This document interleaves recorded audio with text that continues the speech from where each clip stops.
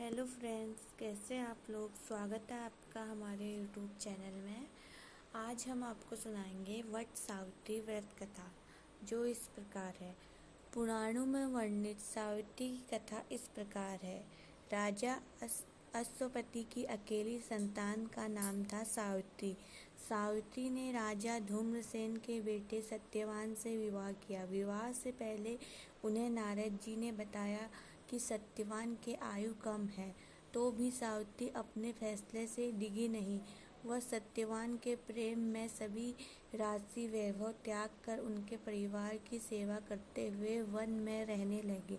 जिस दिन सत्यवान के महाप्रयाण का दिन था, उस दिन वह लकड़ियाँ काटने जंगल गए। वहाँ मूर्छित होकर गिर पड़े।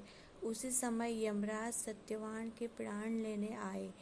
3 दिन से उपवास में रह रही सावित्री उस घड़ी को जानती थी, अतः बिना परेशान हुए यमराज से सत्यवान के प्राण वापस देने की प्रार्थना करती रही, लेकिन यमराज नहीं माने।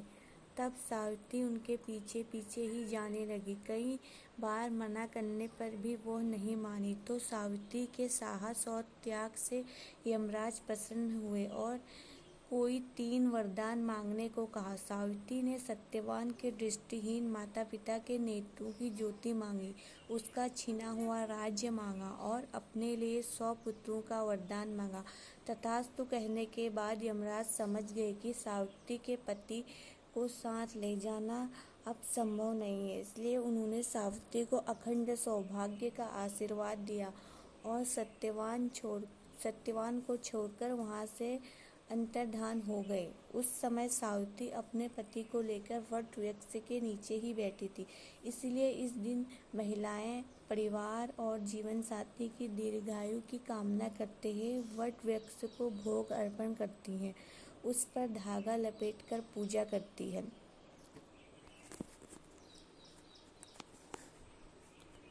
ये रही